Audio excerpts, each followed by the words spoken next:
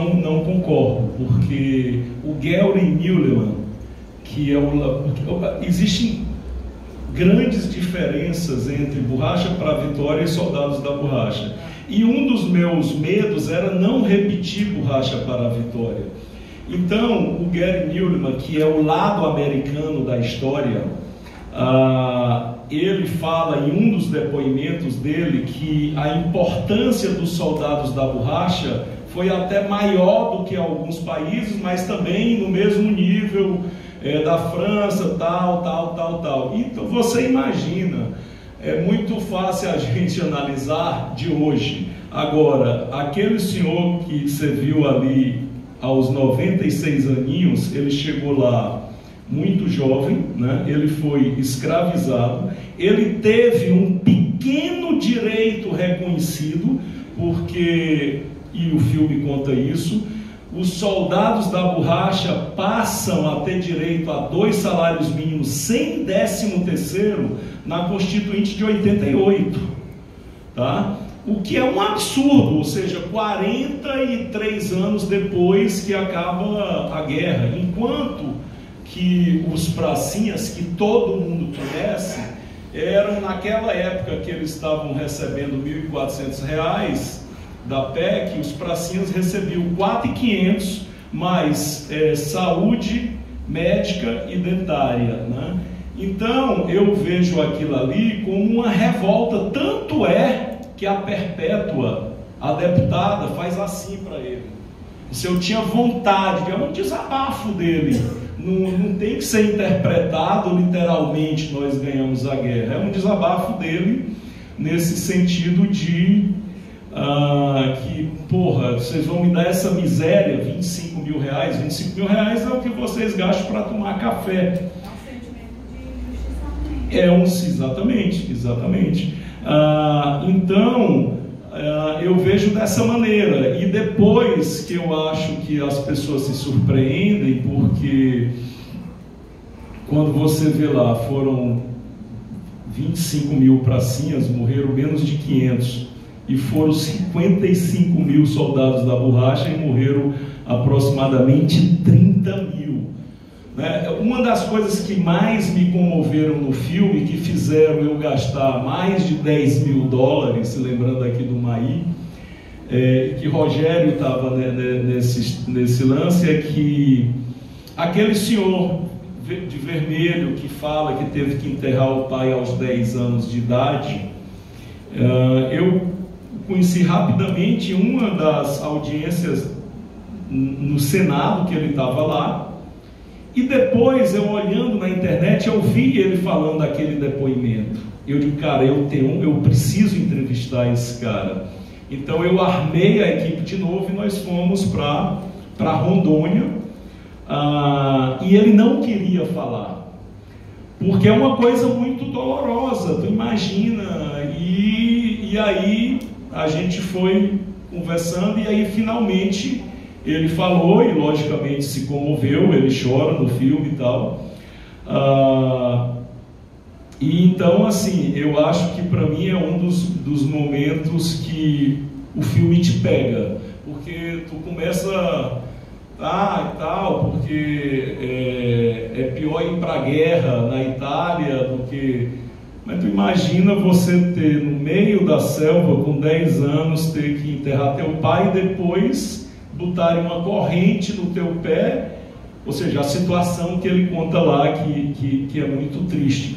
E isso não tem a ver com... Porque algumas das entrevistas que eu gosto muito não tem a ver com cinema direto ou com relação afetiva. Nós chegamos lá, filmamos e conseguimos extrair dele aquilo. Várias dessas entrevistas, como a do Jeová também, que é uma figuraça, o baiano, que o cara demorou 1 ano, que era a desorganização com que foi feito aquilo. Como o Gary Newleman fala, porra, a gente não podia dizer, olha, vocês são uns idiotas como vocês estão fazendo isso. A gente estava precisando de borracha e a borracha estava saindo.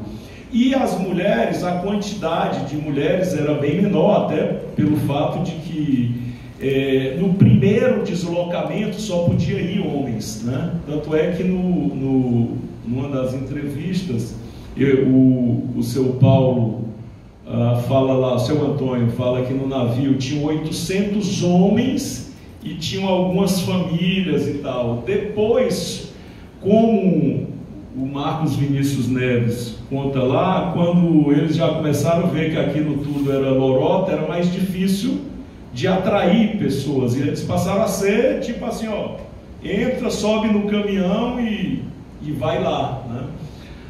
Mas eu entrevistei várias mulheres que não estão ali, que também tem uma história comovente, né? E em relação ao material de arquivo, eu trabalhei com Antônio Venâncio e com a Carla Siqueira, que também é uma pesquisadora do Rio, e ela conseguiu uma coisa inédita que nós não tínhamos. A gente tinha um material muito rico em relação à fotografia e a jornais, mas imagens em movimento dos soldados da borracha não tinha, e ela conseguiu aquelas 1 minuto e pouco que aparece os caminhões descendo a serra de Tianguá, aparecem eles em cima do trem e aparecem eles empurrando o caminhão, e que não é novidade para ninguém, ou seja, nos Estados Unidos, na biblioteca do Senado americano, nos acervos dele, eles têm mais coisas do Brasil do que nós imaginamos.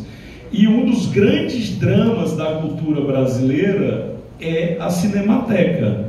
O que eu sofri para conseguir parte das imagens de arquivo, que para mim eram fundamentais, foram 2 anos de luta, falando com o ministro, com o secretário do audiovisual, com o próprio Antônio Venâncio fez uma carta denunciando isso, e sem citar o nome de uma senhora lá que dirigiu a Cinemateca, ou seja, eu tive que tirar a fórceps. E para mim era fundamental aquele filme, que é o filme que o Getúlio exibia nos cinemas, também para chamando o pessoal, prometendo um Eldorado. Então aquilo ali para mim foi um achado, mas eu demorei 2 e assim. O que é que eu propus à Cinemateca? Eu entendo a situação final, eu digo, olha, eu pago o transfer 4K e dou para vocês. E mesmo assim eu tive que falar com João Batista de Andrade, quando estava com o ministro interino, para que ele ligasse para... Ou seja, foi uma epopeia muito, muito, muito difícil. Já os últimos Cangaceiros, eu praticamente não tenho... Eu trabalho só com ficções já realizadas, né? No caso do Milagre em Juazeiro, eu produzo a ficção. Mas o mais difícil para mim de juntar essas imagens que ajudam, e que são imagens belíssimas, porque foram todas... Olha, para vocês terem ideia, tem imagens ali que o minuto custou 7.000 euros. Uma fortuna, nós gastamos uma fortuna, mas valeu a pena. E outra, nós temos o direito dessas imagens por 15 anos.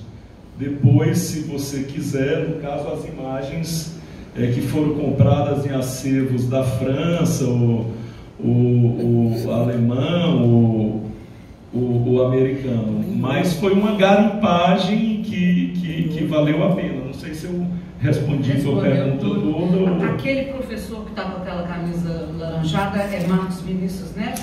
O Marcos Vinícius Neves, ele é um historiador carioca que foi fazer uma pesquisa no Acre, se apaixonou pelo Acre e mora lá há mais de 20 anos. E foi uma das pessoas que me acolheu tanto no Borracha para a Vitória, como nos Soldados da Borracha também. Neuza Barbosa.